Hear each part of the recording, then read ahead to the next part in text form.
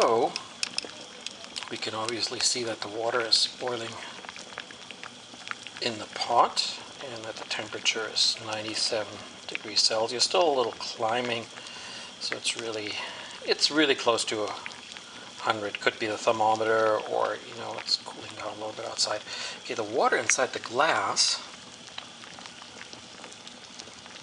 is obviously not boiling, and that water is apparently around 80 degrees Celsius, and this has been boiling for quite a while, and it's really, there's not enough heat going in.